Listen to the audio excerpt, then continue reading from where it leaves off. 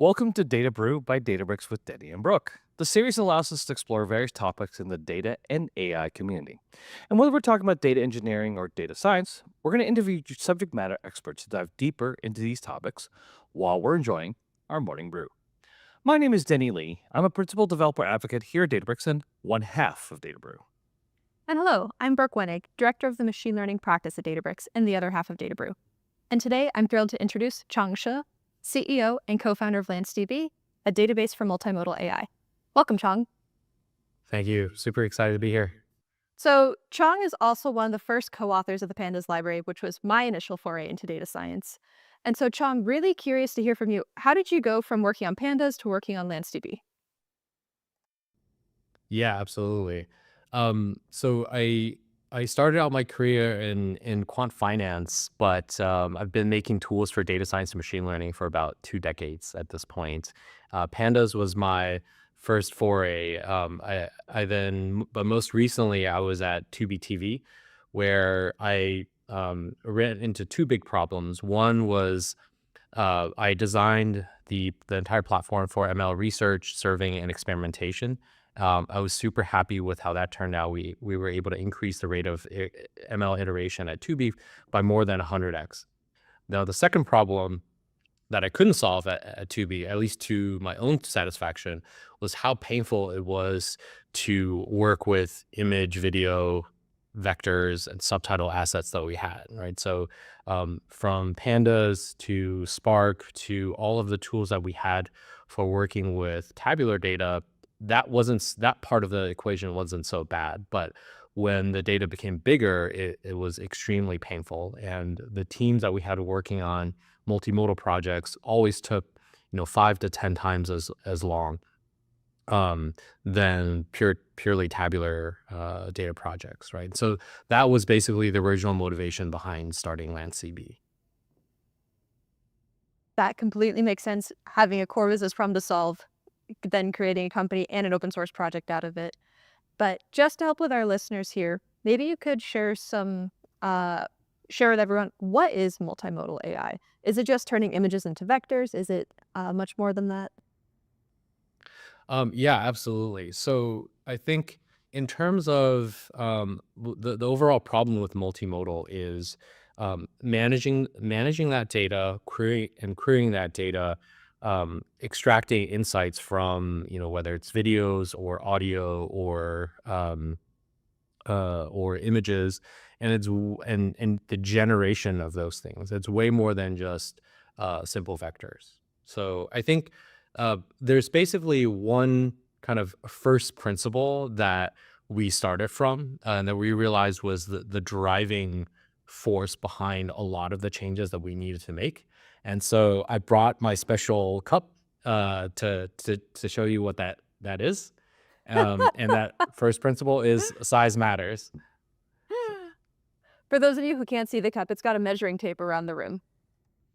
Yep. And I think when I say size matters, it means a couple of things, right? So first, if you think about a table that's storing multimodal data, each cell becomes much bigger. For example, a column of OpenAI embeddings is 3,000 times bigger, precisely 3,072 times bigger than a floating point column. The table sizes are much bigger, right? So nowadays, multimodal startups easily accumulate tens of terabytes to petabyte scale data at a much earlier stage of their evolution. And that also means the rate of ingestion is bigger as well. So routinely we hear enterprises coming to us that are like, oops, we're just starting out with our AI practice. We tallied up our data and we already have 2 petabytes of data in Microsoft SharePoint. Or, we're evaluating a use case for AI for like searching through our video footage and realize we have to search across 1 billion images for this use case. So it's much bigger than what we're used to from the outset, right? And I think that the problems that it presents are are manifold. So access is a problem when you mix like large and small data together.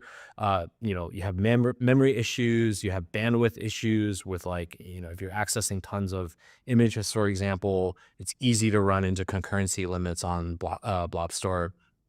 The management of those kind of data sets really suck.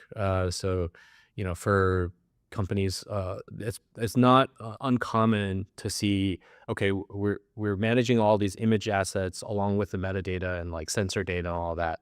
So we have to use BigQuery as one system to do some of the querying and manage some of the data, and then keep that in sync with web data set for the raw assets. And God forbid we have to run some experimentation. That means we have to download, like 100 terabytes of this tar files, tarballs, unzip them all, generate the new feature, zip them all back up, and then transfer them all back up to S3. And it takes days to generate one feature, and it costs a ton of money in both extra storage costs and extra data transfer costs as well. And then the last set of problems is just querying, right? When data is large, and the workloads are different from previous like BI and data and data engineering workloads, like search and retrieval is a problem, analytics is a problem, and then plugging all that data into train is also a third set of problems. So from this one, I think, principle, we were able to see how like both the data sets, the new data sets for AI and the new workloads for AI causes problems for enterprises, all stemming from this one fact. So I'm just curious. I mean, this is really cool. I've got like a ton of questions, just related on the how size matters, as you've noted there. But one thing I'm curious about is from your perspective, like of working in the multimodal AI space, what's the most common scenarios? Like, are there really lots of enterprises working with lots of images or lots of video, or is it more like trying to make sense of PDFs and charts? I'm just curious. Like, let's start from the basics in terms of the more common use cases that you're typically seeing. I think there's two kind of driving high level use cases. It's basically infra or platform teams that are creating a platform for their researchers and application developers to be able to quickly do iterations on some model, whether it's image, video, or audio, or to quickly build AI applications. And these tend to be, RAG applications, agent applications, today, right? And so the most in terms of the applications that we see, we have a lot of, I guess, dark data or multimodal data that we don't quite know what's in there, and we want to make that available across the company, across multiple divisions. And for the modeling companies, right, you can imagine these are companies that are generating cutting edge videos or images, and their priority is keeping the rate of iteration on their models as quickly as possible. Got it. So then, okay, then let me go backwards because me as a like data guy, as opposed to the AI person that, certainly Brooke is much better than me on this stuff. But I'm just curious then, like, well, couldn't I just, save all this as a Parquet file and be done for the day? Like, can I just like, after all, I've shoved in really, really large embeddings in Parquet files before. And of course everybody here is going to be laughing at me going, Denny, that's a really stupid idea. So please clarify, Chang, why is that a stupid idea? It's not at all a stupid idea, and in fact, we in the beginning of the company, we didn't set out to create Lance columnar format at the beginning of the company. We wanted to solve the problem of working with multimodal data, and we started with Parquet. It was 2022, and you don't just start with, hey, I'm going to replace Parquet, but we ran into a bunch of problems across those storage management and querying areas. So one is with Parquet, you have row groups, and that means when you mix large data types and small data types, you have to choose between um, bad performance or running out of memory, or you have to choose between scan performance versus search performance, and then when you're talking about these workloads for ML, a lot of it is random access dependent, and so there have been efforts at indexing for Parquet in the past, but the problem is Parquet itself doesn't support fast random access. So you could have an index that quickly tells you which rows in the Parquet file you need to access, but then accessing those is incredibly slow, and which basically means the indexing effort and the performance gains are moot. And when you're dealing with AI data, because they're so much bigger, the problems with Parquet that Parquet has with random access is 100-fold worse than if you just had tabular data.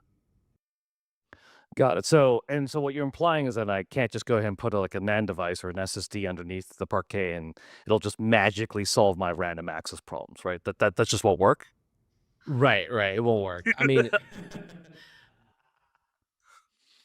No, no, but okay. But in all seriousness, there's definitely going to be some who are like in the data warehousing space who'll say that, but wait, we have data warehouses that actually are well designed for random IO access. They use a different binary format than Parquet, so because of that, I could just chuck it inside there. And again, I'm pretty sure most people who have built these type of systems are going to laugh at what I just said. But from your perspective, like, why isn't a traditional warehouse, even one that is designed for random IO access, well suited for this type of a problem? yeah. So I think there is with special made warehouses that has optimizations for and proprietary formats for random access, um, I think are a bad fit for AI for a number of reasons. One is that the random access they focus on are on small data types. And so they don't work well on large binary blobs. Number two is the workloads that you need to do on AI data across the enterprise is pretty diverse.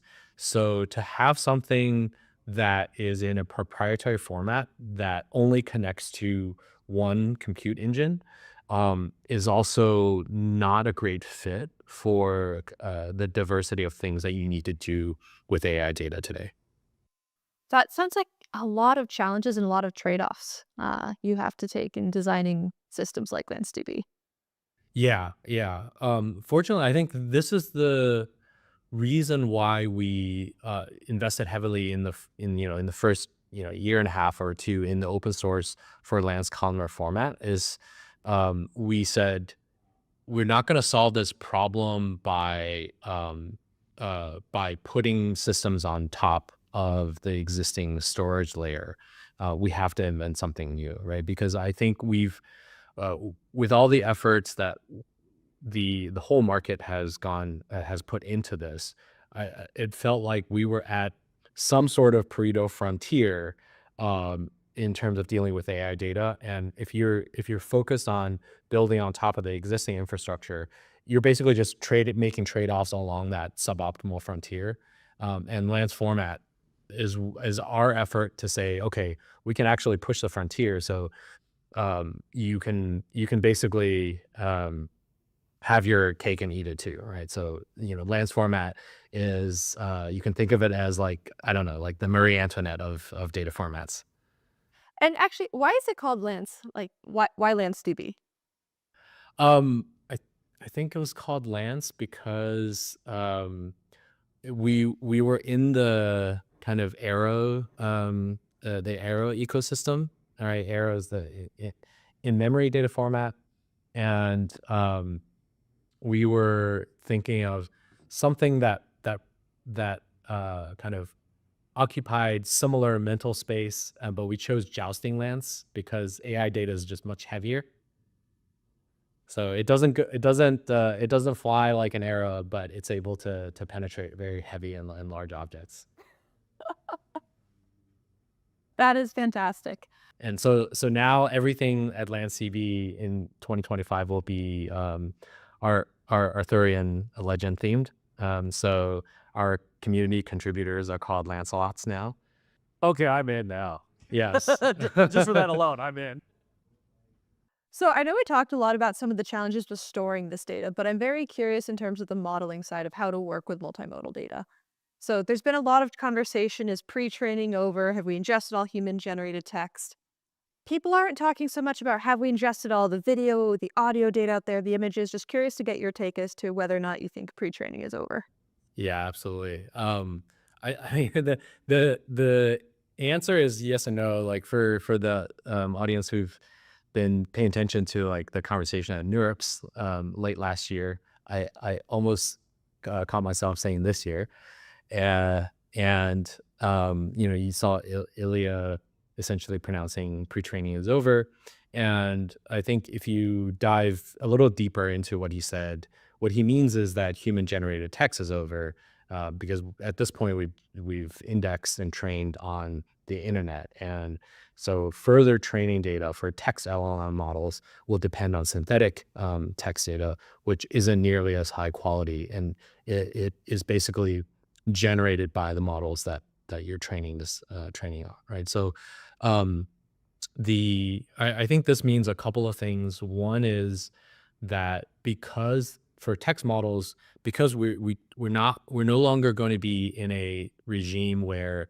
every quarter a new OpenAI model comes out or a new Anthropic model comes out, and it just pushes the boundary by like an order of magnitude on a significant area of workloads. And so enterprises will now have enterprises who've been waiting to say, we'll just upgrade to the next model version. They will now think about, okay, how do we customize the model to our data, our the way that our customers write, the way that our employees write, and the specific content that we have. So I think we'll see much more like post-training fine-tuning kind of efforts from like big tech companies than like just the traditional enterprises in 2025 and beyond.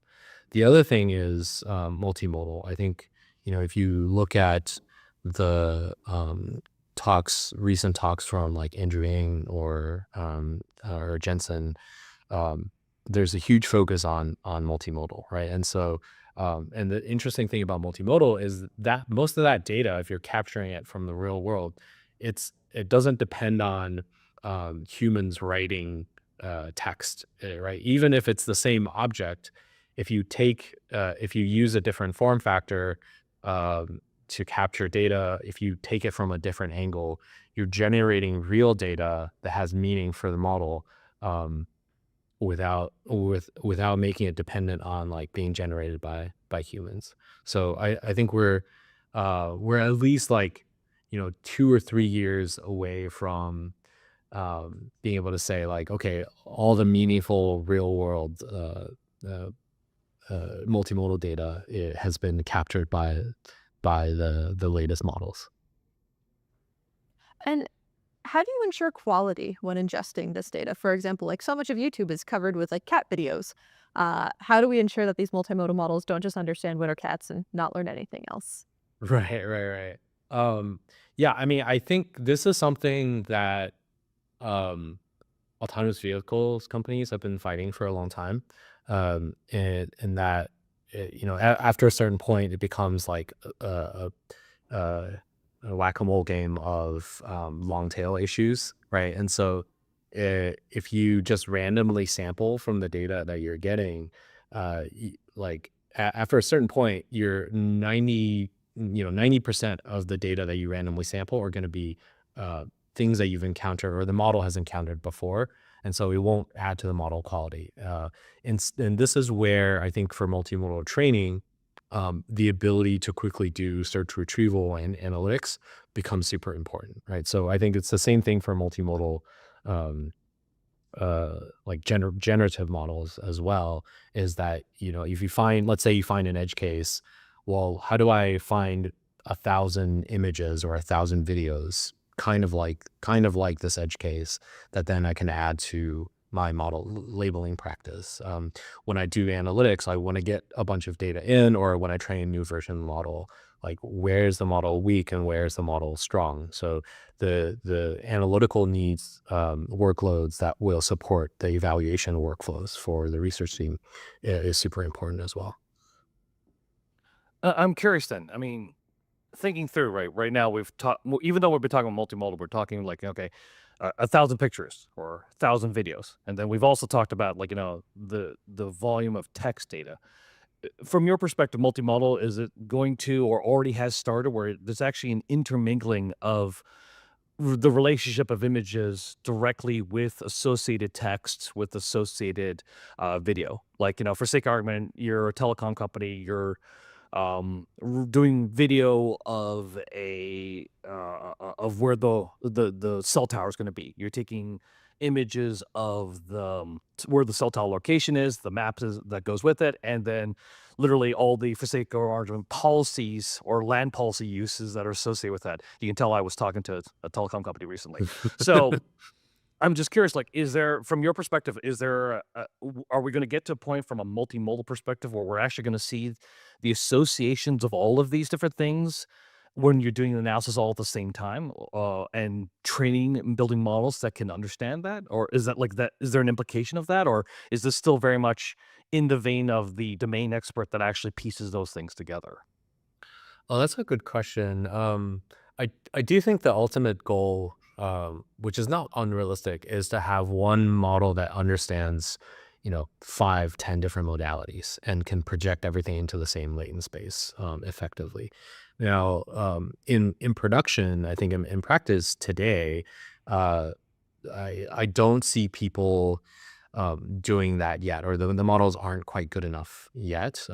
Where I see people um, putting into production is models that understand two modalities, like text and images, and then text audio, and then text to video, or something like that. And so when you're like that telecom company, or other, or, if you're a company that's working on like video generation models from a prompt, right?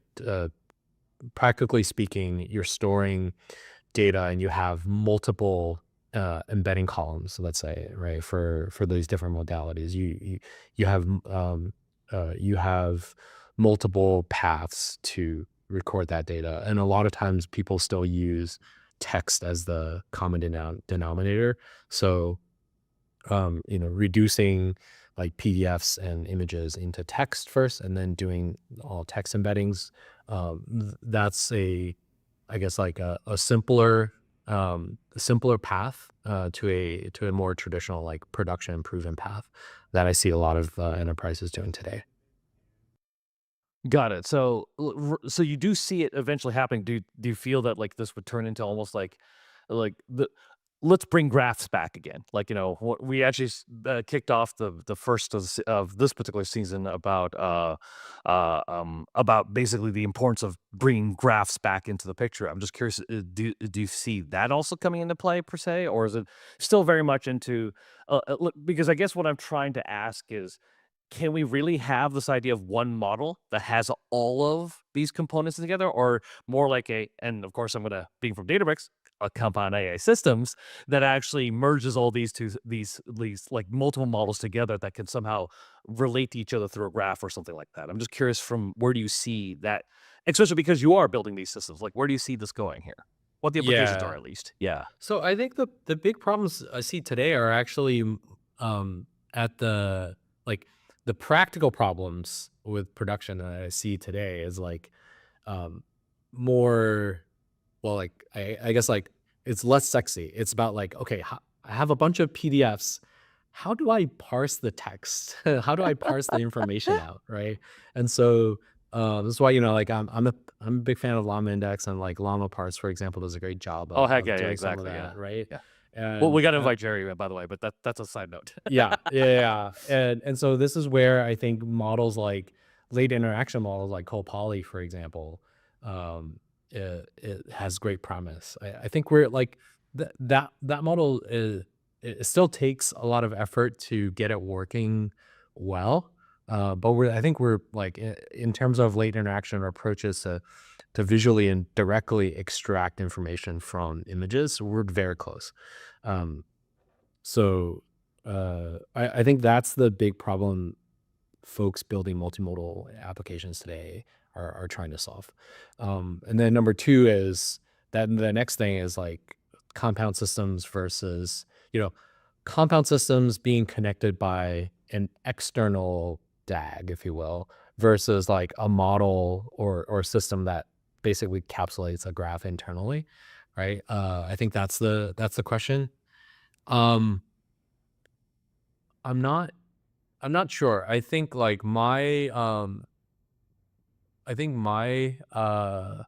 experience tells me that it's going to be compound systems for a while, and that we're going to have specialized models that do one thing well, and then people that need more than one modality or more than two modalities can pick and choose the ones that they need, and then and then they need some way to connect those information systems together.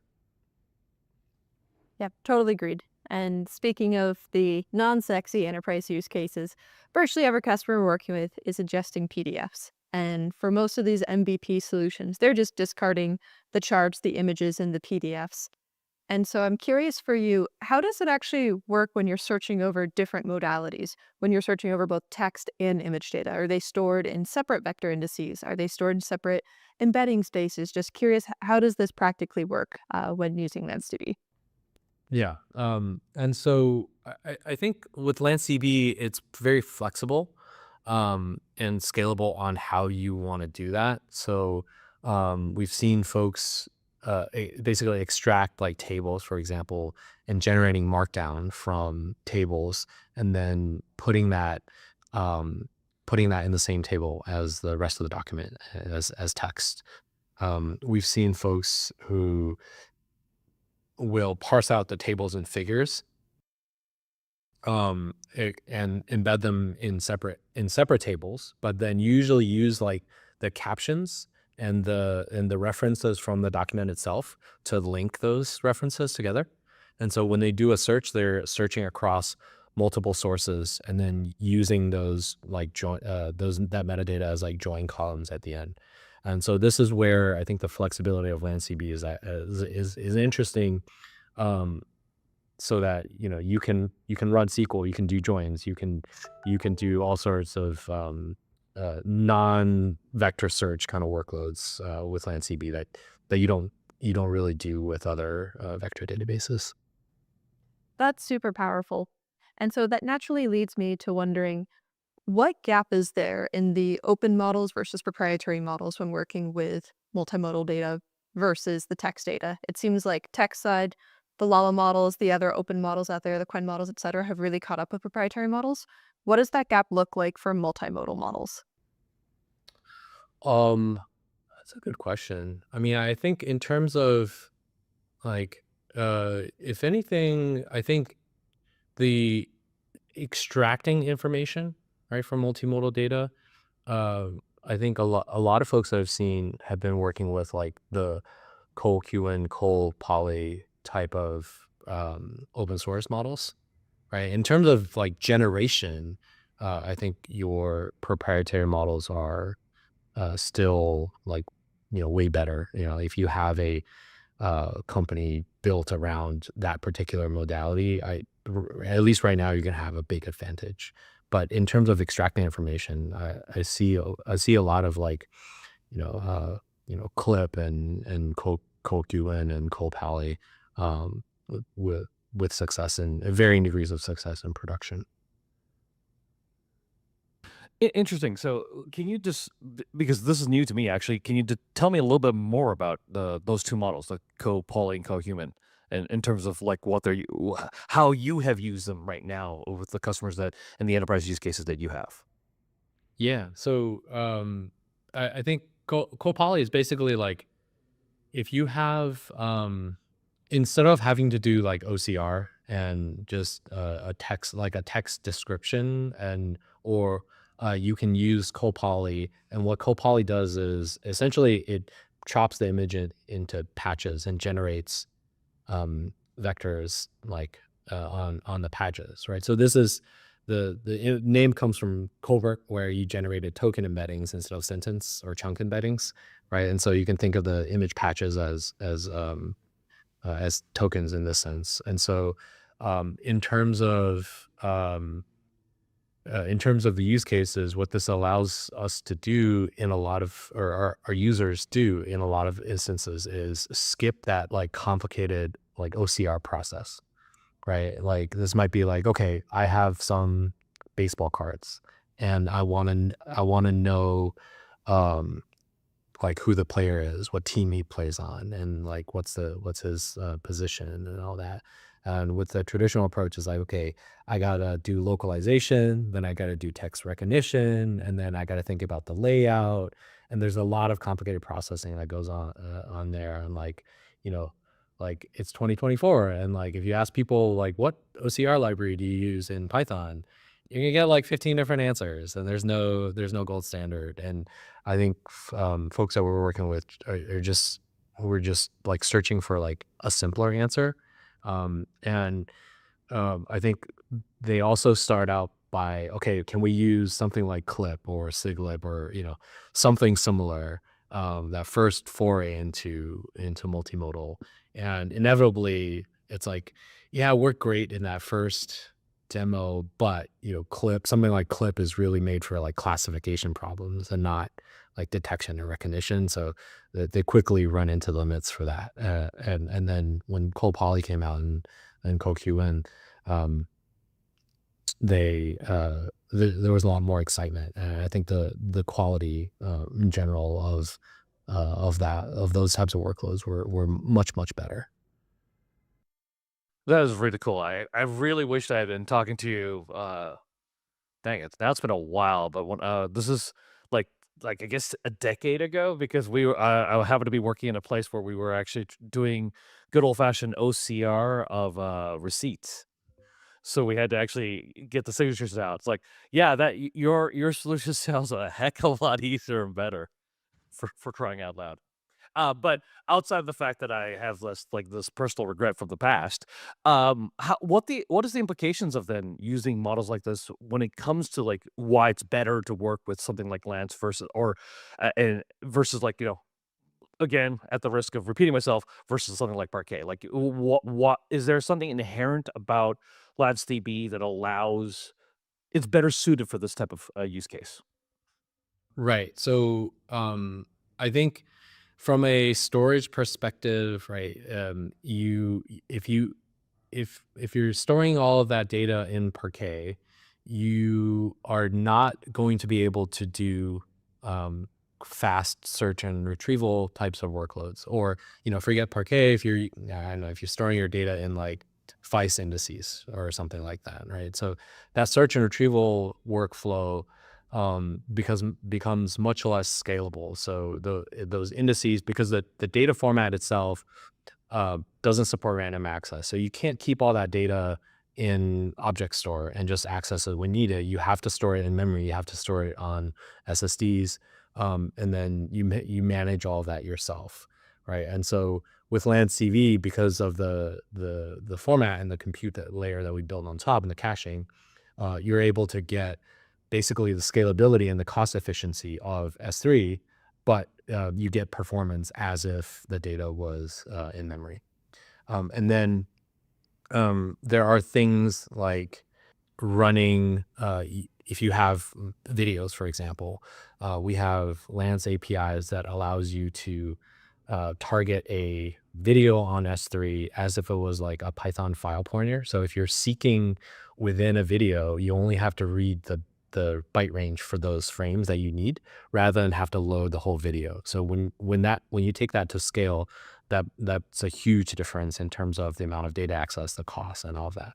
And then the platform that we're building on top of, like, okay, I need to generate an expensive feature on this data set. how can I do, but only on a subset of rows, how can I do that efficiently? And it requires kind of a combination of like the open source Lens format and then the data platform that we're building on top. That is super powerful. You've got me convinced Awesome. of the power of multimodal models. And I know I'm about to ask you for your spiciest take and most exciting trend for 2025.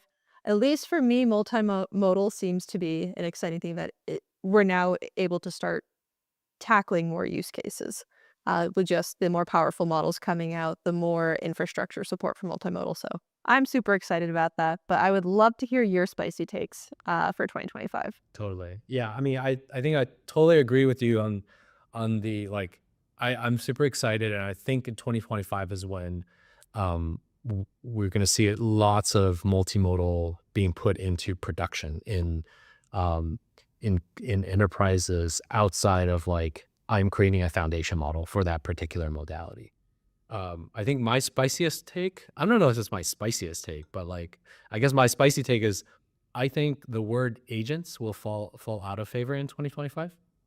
Um, Not because I think agent companies are going away, but I think like just the term will fall out of favor. So it's like, 2023 was like everyone's like vector databases, RAG. And 2024 was like, okay, everyone's putting RAG into production and everything is a RAG. And so like, yeah, RAG is so yesterday. It's all about agents in 2024. I think 2025 is when everyone's putting agents into production, and that concept, that word gets so overloaded that now it's like, okay, if I have a vector database, or no, if I have an LLM call and I add an if statement to it, that's an agent.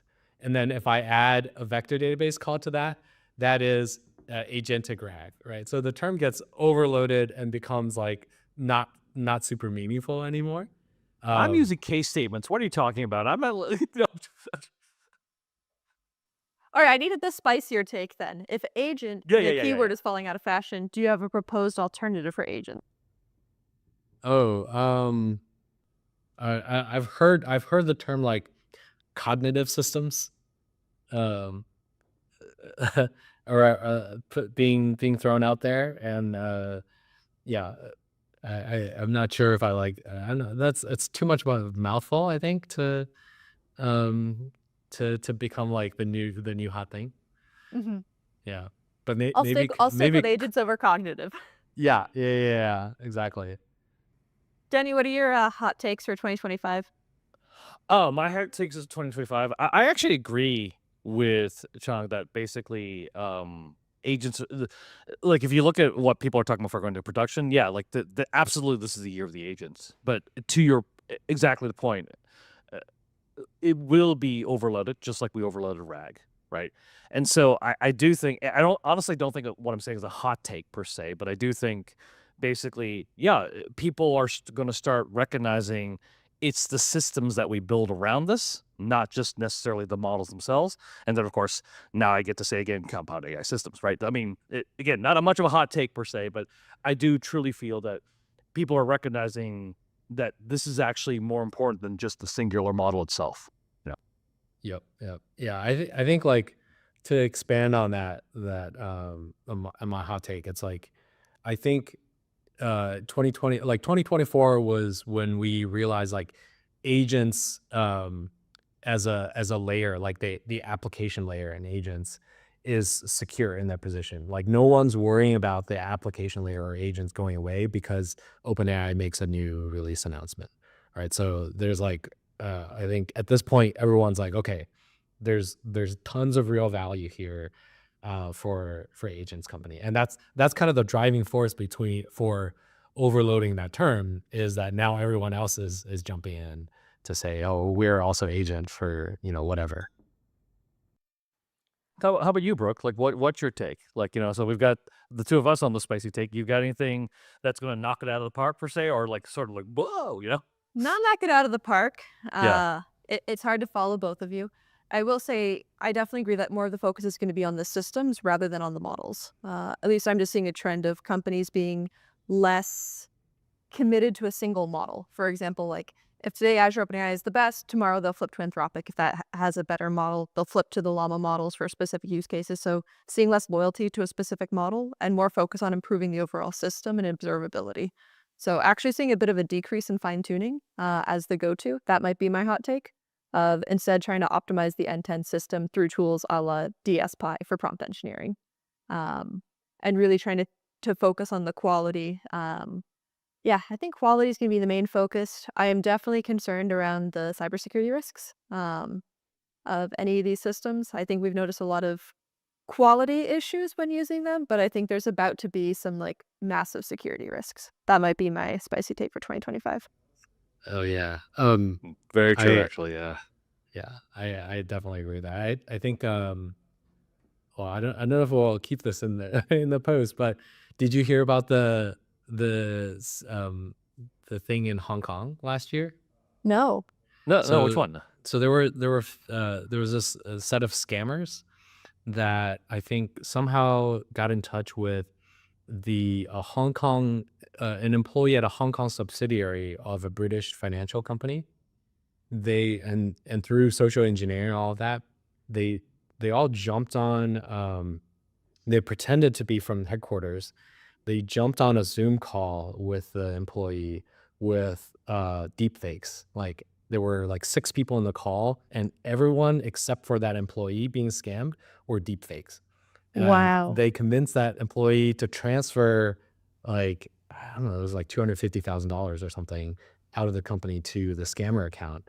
And then they kept following up with deepfakes over email and like text for months. And it wasn't until that employee had a real Zoom a meeting with the folks from the headquarters in the UK that he realized he was even being scammed.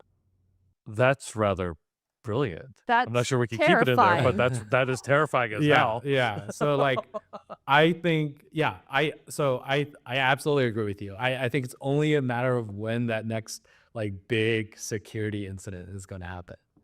Yeah, there was a pretty major Wall Street Journal article about Amazon seeing nearly 1 billion cyber threats. Of just, I think it was maybe a 9x increase year over year of just Yeah. attack vectors going to increase. Yay!